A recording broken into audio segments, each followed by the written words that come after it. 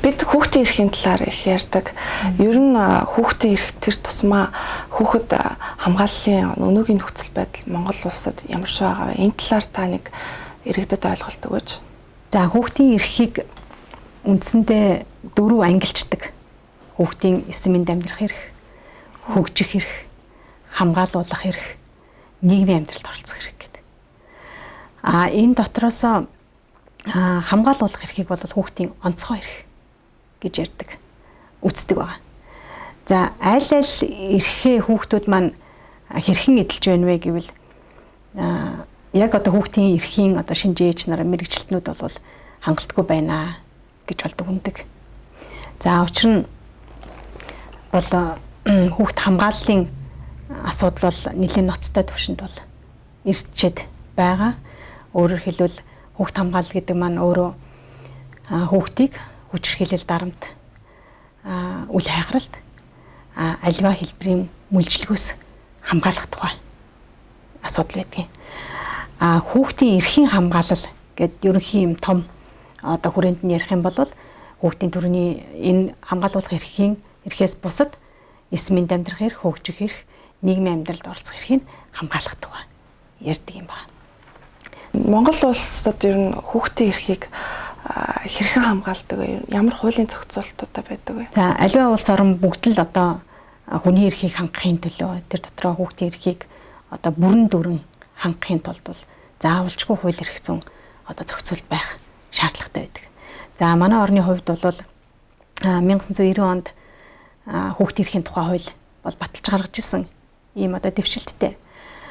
Энэ хуулиа бол 2016 онд шинжилэн найруулсан 2016 онд хүүхд хамгааллын тухай одоо шинэ хуультай болсон. 1995 онд Монголд анх удаа гэр бүлийн хүчирхийлэл, эмэгтэйчүүдийн хүчирхийллийн эсрэг одоо иргэний нийгмийн байгууллага дуу хоолойгоо гаргаж ажиллаж эхэлсэн юм түүхтэй.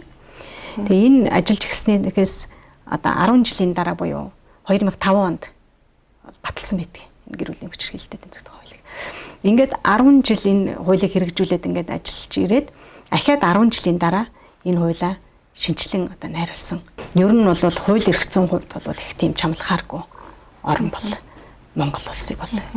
Гэтэ яг энэ эдгээр хуулийн зохицуулалтуудаар хүүхдийн эрх яг бүрэн одоо хамгаалагдаж чадж байна уу? Ер нь яг хөрсөн дээр ер нь эрхэн буудын. Ер нь бодит үр дүнтэй яж чадж байгаа юу? Манайх бол яг хууль дүрм журм ингээ батлаад тэгэл нэг 3 жил 5 жилийн дараа ингээд энэнийхээ хэрэгжилтэнд ингээл үнэлгээ, хяналт шинжилгээ үнэлгээ энэ төр хийгээд явдаг. Харамсалтай нь яг энэ одоо дүгнэлт нь бол энэ ажлын дүгнэлт нь бол асар одоо хангалтгүй байна л гэж гардыг. Монгол улс бол хамгийн одоо дээрээ болвол нэгдсэн үндэсний байгууллагын хүүхдийн санд бол тайлангаа тавьдээ штэ. Монгол улсад бид одоо хүүхдийн эрхийг бол ингэж хэрэгжүүлж байна гэдэг энэ тайлангаа бол тавьдаг. Тийм 5 дахь удаага бол тайлангаа хөргүүлчихэд байгаа ийм орон. Тэгээ яг тайлангаа яг ингээл ажиллаад идэг. Тэгээд яг тайлангаа ингээл хөргүүлэхээр л бас хангалтгүй байна л гэдэг ийм үнэлгээ. Тэгээд маш олон зөвлөмжүүд бол ирдэг. Энэ хүүхдийн эрх, хүүхэд хамгааллын чиглэлээр одоо олон улсын жишээ ер нь яг ямар үйл ажиллагаатай байдаг, ямар тогтолцоотой байдаг вэ? Монгол улстай харьцуулахад. Тэгээ дутагдaltaй талууд ер нь юу вэ Монгол улс? Хүүхдийн байгууллага ингээд бүр юм дагнсан бүтцтэй орн бол бараг л одоо дэлхийд ганцхан гэмээр манай Монгол улс байдаг. Юу гэхээр яг хүүхдээр ингээд нэрлсэн одоо засгийн газрынхаа төвшөнд, үндэснийхээ төвшөнд те аймаг орон нутгийн төвшөнд ингээд тусгайлсан байгууллагатай улс байхгүй юу? Яг энэ асуудал дээр нэг юм тодруулж асуух гэсэн. Хүүхдийн төлөө үндэсний зөвлөлгээд маш том бүтц байгаа шүү дээ тийм шүү дээ. Сошиал орчинд ч гэсэн одоо нэлээд шүүмжлэлтэй зүйлүүд явагдаад байна л да. Хүүхдийн төлөө үндэсний зөвлөл 20 он, 21 он гэдэг ингээд нэг ч хуралдаагүй. Энэ зөвлөлийн талаар та нэг үйл ажиллагааныхаа талаар ойлголт өгөөч. Энэ их чухал бүтц ийг бол ерөнхий сайд бол тэргүүлдэг. Тэгээд ажлын албаны бол засгийн газрын хэрэгжүүлэгч агентлаг гэр бүл хүүхд залуучдын хөгжлийн газар гэдэг бас бүхэл бүтэн одоо 40 гаруй хүнтэй ингээд институт ажиллаж байдаг. Хүүхдийн асуудал одоо хаана болохгүй байна. Ямар шийдвэр гаргах уу те гэдэг дээр бүх салбарын хүмүүс одоо ингээд бүх салбарын хамгийн одоо орой дээр нь сууж байгаа сайд нарын одоо бүрэлдэхүүнтэй ийм одоо чухал бүтц байхгүй. Жишээлбэл эрүүл мэндийн салбарт одоо хүүхдийн асуудал болохгүй байна. Эрх зөрчигдөд байна гэж гэх юм бол эрүүл мэндийн сайд нь шууд одоо тэр асуудлыг авч хэлцэл шийдвэр гаргах боломжтой ийм одоо асар одоо хэрэгцээтэй том юм бүтц байгаад. Тэгтэл энэ маань одоо жил хагас ажиллаг байна гэдэг би бас сая л сошиалын мэдээллээр үзлээ. Үнэхээр одоо айгүй харамсалтай. Тэгээ энэ ажиллахгүй байгаагийн шалтгаан нь бол нөгөө доор нь байгаа тэр ажлын алба гэдэг тэр том институт бол бас ажил хийхгүй байгаагийн л шинж баг гэж одоо дотроо бас дүгнэж байна. Тэгээ айгүй харамсалтай юм мэдээг би бүр өнөөдөр үл сонсонготаа бас очирсан. Яагаад тэгэхээр хүүхдийн асуудал одоо маш тулгымдсан асуудал болчиход байна. Энэ өвчнөд айхтар цар тахалтай холбоотой хүүхдийн эрхийн асуудал яригдж байна. Гэр бүл дотроо хүүхдийн эрхийн асуудал яригдж байна. Хүүхдийн боловсрал буюу нөгөө сурч хөгжих эрхийн асуудал яригдчихэж байна. Энэ өвчнөөр өвдөхгүй байх асуудал буюу хүүхдийн эсэн мэнд амьдрах эрхийн асуудал ингээ яригдж байна те. Бүтэн жил хагас хөл хорой тогтоогчоор хүүхдийн нөгөө нийгмийн амьдралд оролцох эрхийн асуудал ингээ хөндөгдөд ирж байгаа жишээтэй. Тийм. Тэгэхээр энэ бол салбар дундын одоо зохицуултыг хийж идэг маш түргэн шуурхай шийдвэр гаргаж арга хэмжээ авч яадаг ийм одоо чухал одоо бүтц бол ингээд жил гарan ажиллаг бодлоо бас харамсалтай л. Нэгж дээрээ те ер нь эдгээр байгууллагуудад мэдээж тайлан судалгаанууд маш их хэрэгжигддэг байх л та.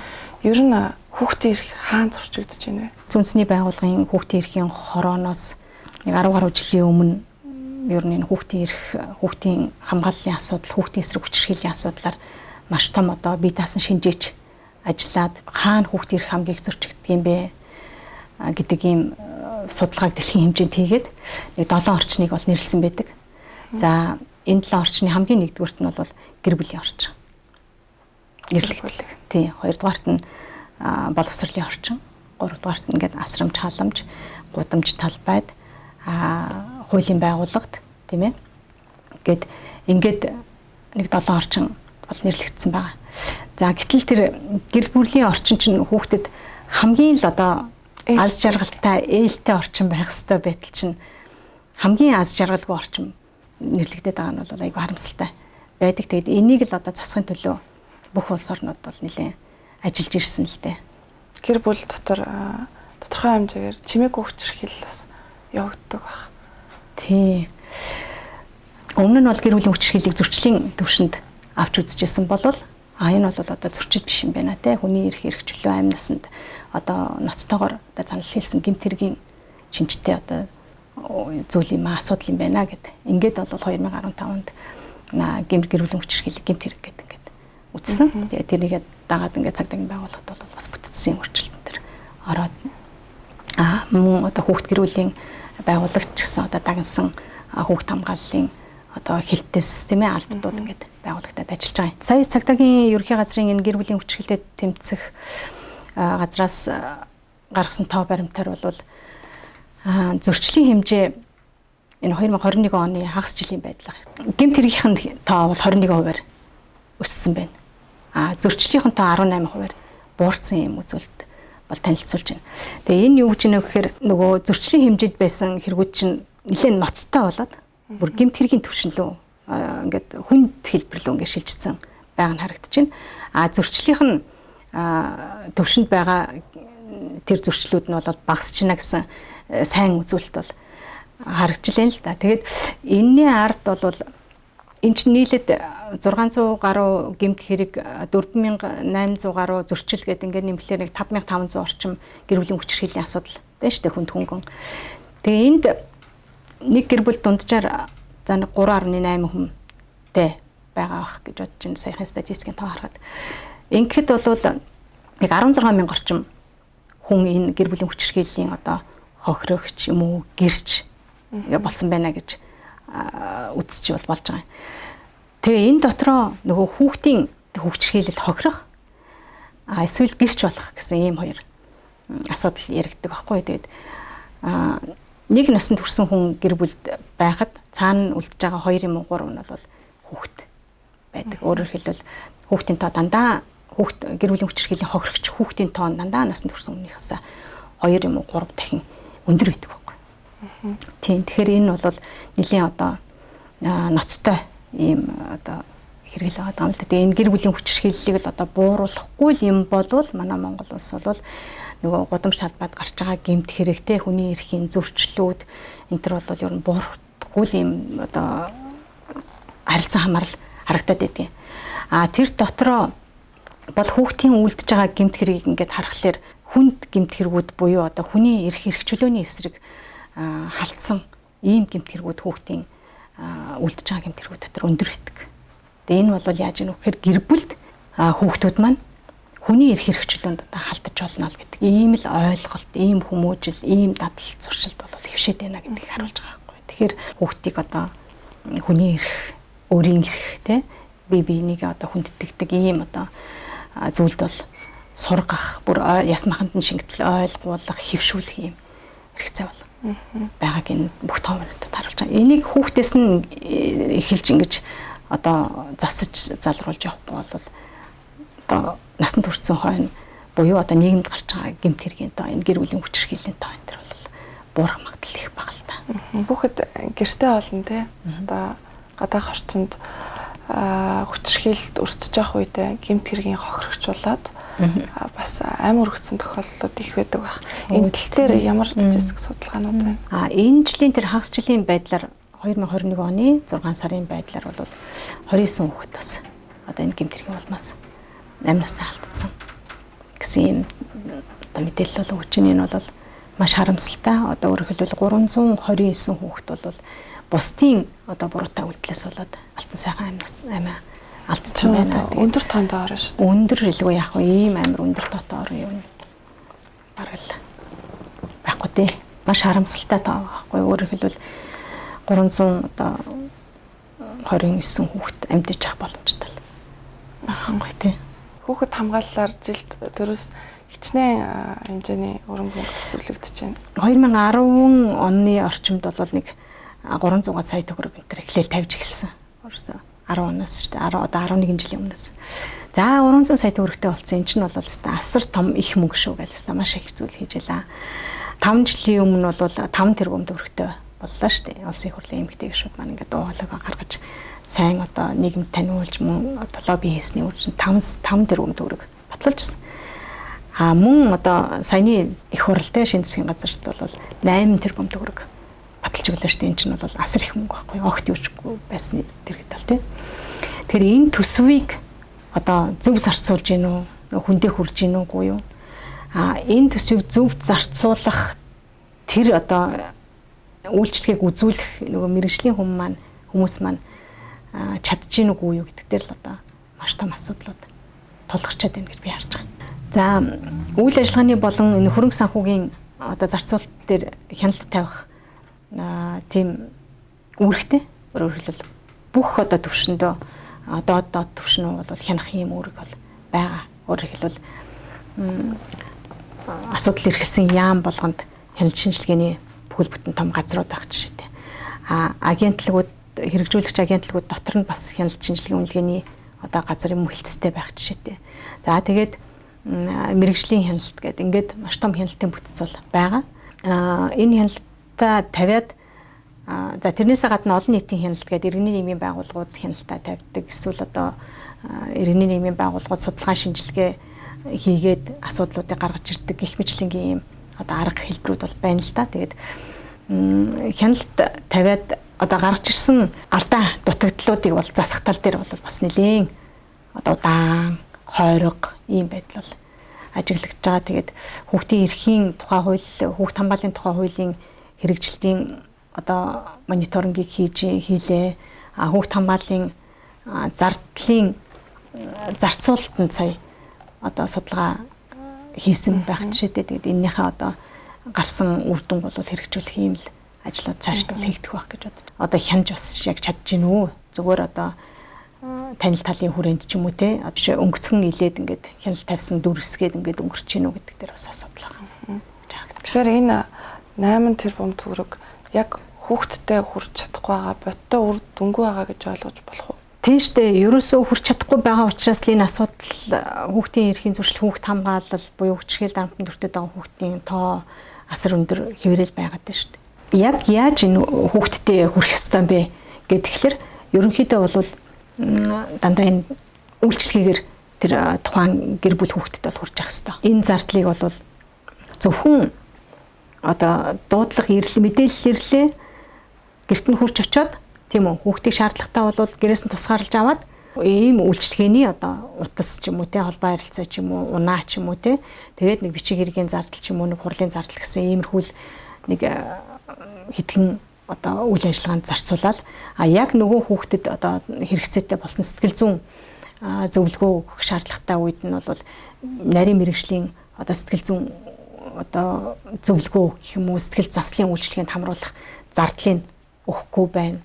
Өөрийнхөө хөгжих эрхийг, нийгмийн амьдралд оролцох эрхийг эдэлж чадахгүй болсон тохиолдолд энэ эрхийг эдлүүлэхийн тулд хөгжлийн янз бүрийн үйлчлэгээнүүдэд хамруулах, дугуйлан секцэд явуулах, тийм үү сургалтанд суулгах гэсэн ийм үйлчлэгээнүүд нь бол зардал төсвийн ерөөсөө огт өгөхгүй.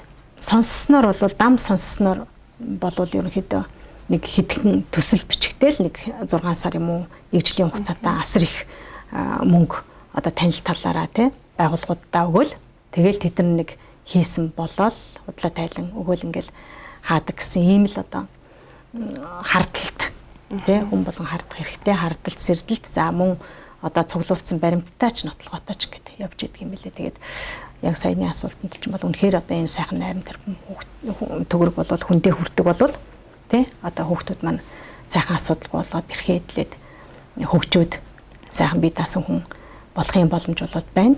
Гэхдээ одоо үнэхээр бол тэгж бол чадахгүй байгаа. Гэр бүл хүүхд залуучдын хөгжлийн газар гэсэн засгийн газрын энэ том одоо бүтц бол үнэхээр энд маш том одоо хямрал нүүрлсэн байгаа байна гэж би харж байгаа юм. За нэгдүгüрт нь бол удирдлагын мэрэгжлийн удирдлагын хямрал. Энд бол одоо удирдлагт нь бол нэгч мэрэгжлийн одоо хүн байхгүй. За нэгч мэрэгжлийн хүн байхгүй учраас энэ одоо байгууллагынхаа ажлыг мэрэгжлийн хэмжээнд одоо чиглүүлж удирдах үр дүнгээ тооцож тий төлөвлөх ийм чадвар байхгүй хямралд орцсон байна. Хоёрдугаарт нь одоо боловсон хүчний хямрал.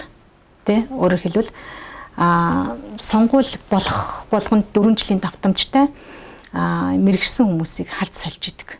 4 жилийн дараа халаал огт юу ч мэдэхгүй бүр мэрэгжлийн бус хүн нэр ингээд сольдог. Энэ одоо том төрийн энэ том алдаа та энэ практик тэ энэ дадал хэвшлийг л одоо бас өөрчлөхгүй бол үйлчлэгээ яг хүүхдтэй гэр бүлтэй хүрэхэд бол саатчихдаг. Гэртээ эсвэл хааны газар ингээд хүчирхийлэлттэй өртөж эрхэн зөрчиж байгаа хүүхэд өөрөө сүүл рүүгээ гэмт хэрэгтэн болдог. Гэмт хэрэгт холбогддог гэж. Энэ талаар та нэг дэлгэрүүлж яриач. Тийм тэр ерөөсөө хүүхдийн хүний хүмүүжлийн анхдагч орчин бол гэр бүл тий өөрөөр хэлбэл гэр бүлд байгаа одоо насанд хүрэсэд тийм одоо тэр тухайн хүүхдэд ямар л одоо зүйлийг үлгэрлэж хэлж ялж сургана уу яг тийм одоо зүйлийг л хүүхд сурч өсөж байгаа байхгүй. Тэгээд хүчирхийлэлтэй гэр бүлд өсөж хүмүүжсэн хөвгүүдийн бол 75% нь хүчирхийлэгч болдог. Охтууд бол айгүй тийм бүтлгүй ч юм уу те азгүй ч юм уу ийм амьдралыг бол зохиогод. Эмэгтэйчүүдийн маань 3/2 нь одоо 2 дахь гэрлэлт 3 дахь гэрлэлтүүд байх жишээтэй. Эрэгтэй тэр хүчирхийлүүлдэд байгаа хүмүүсийн маань ерөөсөө яг 4/3 нь бол хүүхэд байх та. Одоо хүчирхийлэлд өртөжсэн. Өөрөөр хэлбэл аав нь ингэж харьцдаг байсан. Аав ээж хоёр нь одоо салсан тийм ээ. Одоо эсвэл ээж нь одоо харигс хэрцгийгээр ханддаг байсан ч гэдэг юм те. Ерөнхийдөө л одоо гэр бүлд одоо хэрүүл маргаан хүчирхийлэл тэгэл хин нэгнийгээ одоо хүлэн зөвшөөрөхгүй байх байдал тэгэл доромжлох энэ тэр гэсэн ийм л их тэр сөрөг харилцааны сөрөг элементүүд бол байсан ийм л гэр бүл төссөн ийм хүүхдүүд байдаг. Тэгээд энэ хүүхдүүд маань гэмт хэрэг үлдэх бусын эрхийг одоо ингээд хүндэтгэхгүй байх насанд хүрсэн байна тийм үү. Ингээд одоо гэмт хэрэг үлдэх гэдэг ийм зүйл бол ингээд бүр хоорондоо ингээд гинжин хэлхээ шиг харилцаа хамааралтай хүүхдийн хүмүүжил рүү анхаарахын тулд тэнд байгаа эцэг эхчүүдийн хоорондын харилцаа тий эцэгчүүдийн хоорондын харилцаа гэдэг чинь эргээд юу гэхээр тэдний гэр бүлд бэлтгэх асуудлыг одоо эрэг аргаар даван туулдаг ийм чадварт сургах гэд маш олон одоо гэгэрлийн ажлуудыг бол их өргөн хүрээнд олон янзаар тэр хийх хэрэгтэй болчиход байгаа. Тэгээд энэ ажлыг бол ганцхан одоо хүүхд гэр бүлийн байгууллага хийгээд байх биш нөгөө салбар болгон оролцож явах хэрэгтэй өөр өөрийнхөө хүрээнд хин нь аль өнцгөөс нь орох юм. Эрүүл мэндийн салбар аль өнцгөөс нь орж ярих юм. Боловсролын салбар одоо хүүхдэд болон эцэг эхчүүдэд юу ярих юм? Хүүхд гэр бүлийнхэн салбар нь яг юу ярих юм? Гэх мэтлэн ингээд салбар дундын ингээд хамтын ажиллагаа бас маш их чухал. Тэгээд дөрөвний ярьсан тэр хүүхдийн төлөө үндэсний зөвлөлийн ажлын алба бол бас л энэ салбар дундын одоо зохицуулалтыг хийж явах ийм л одоо функцтэй ийм байгууллага. Тэгээд өөрийнхөө одоо дагнсан механизмыг ажиллуулж чадахгүй байгаа тохиолдолд бол 2 дахь 3 дахь механизмыг бол тэжлүүлэх юм боломж чадвар бол байхгүй л байгаад байгаа. Тэгэхээр энэ нь бол хүүхдийн эрхийг хангана гэдэг бол ерөөсөө юм цогц үйл ажиллагаа. Тийм тэгээ цогц үйл ажиллагааг бол нэлээд одоо сэтгэлтэй тийм үү нэлээд одоо мэрэгжлийн удирдлагын түвшинд мэрэгжлийн хүмүүс бол хийж гүйцэтгэдэг ийм ажил байгаа. Хүчирхийлэлт өртсөний дараа хүүхэд яг юу бодож, юу мэдэрдэм бол сэтгэл зүйн хувьд ямар асуудлуудтай тулгардаг вэ? Энэ талаар таны ажлын туршлага чухал асуудлыг асуулаа. Өөрөөр хэлбэл яг одоо ярих хэвээр асуудал дандаа л одоо үйлчлэгээ үзүүлэх хэвээр энэ тэрийг гээл тэгэл хүүхэд одоо задуулсан учраас огшсон гэдэг ингээд ерөнхийдөө яриад орхих биш. Чихэл дөртсөн, үл хайхрагдсан те элдвэр одоо ингээд доромжлогдсон буюу бие махбодын шийтгэл хүлээсэн одоо задуулдаг энэ хүүхэд бол сэтгэл зүйн болон бие махбодын асар том хохирлыг амсч идэг. Энэ бол насанд хүрэхсдээсээ 2-3 дахин илүү одоо хохирдог гэж ингэж үздэг байна. За тэр нь одоо юу вэ гэхээр ер нь хамгийн аюултай зүйл бол би хинч биш юм байна гэдгийг л ойлгож авч байгаа нь бол тэр хүний одоо бүхэл бүтэн цаашдын одоо ирээдүйн амьдралыг тодорхойлж байдаг. Ийм аюултай зүйл байгаа. Өөрөөр хэлбэл чамаас л болж гин тэ чи хинч биш. Эсвэл одоо хүүхэд одоохондоо ойлгох болоогүй юм чинь бид хоёрын хэрүүлэг ямар ойлгох юм биш гэдэг юм уу. Ингэж ханддаг. Энэ бол хүүхэд аль хэдийн одоо нэг настайгаас ч юм уу бүр одоо бол хүүхд хамгааллын олон улсын түвшинд бол эрдэмтэд ямар асуудал тавьж байгаа гэхээр ерөөсөө хөвлөд байхаас эхлээл хүүхэд амьдралыг одоо тэр тухайн гэр бүл ээж аав яаж харьцаж байна гэдгийг ойлгодог болцсон байна гэж ингэж нотлоод байгаа. Хүүхэд хамгааллын чиглэлээр нэн тэргуунд хийх шаардлагатай ямар ажлууд байгаа вэ? Тэгэхээр ер нь үндсэндээ бол энэ салбар маань нэлээд одоо хямралд орцсон. Энэ хямралаас шалтгаалаад нөгөө хамгийн эцсийн зэг дээр хохирогч болж байгаа нөгөө хүүхэд гэр бүл байгаад байна. Тэгэхээр нэн төрөнд бол энэ салбарын хямралыг бол засалруулахаас ажиллаа эхлэх хэрэгтэй. Энэ дотроо бол хамгийн түрүүнд бол мэрэгжлийн удирдлага байх шаардлагатай. Хоёрдугаарт нь бол боловсон хүчин бол нэг бол мэрэгшүүлэх шаардлагатай. Энэ хоёр мэрэгжлийн болоод ирэх юм бол бид нар одоо нотлохонд суурилсан оновчтой төлөвлөлтийг хийж чадна. Төрийн үйлчилгээ маш мундаг мэрэгжлийн чанартай, үр дүнтэй, үр өгөөжтэй болж чадна. Гуравдугаарт нь хамтын ажиллагаанууд төр иргэний нийгмийн байгууллага болон төрийн байгууллагуудын хоорондын хамтын ажиллагааг бол маш сайн удирдан чиглүүлж чаддаг болно.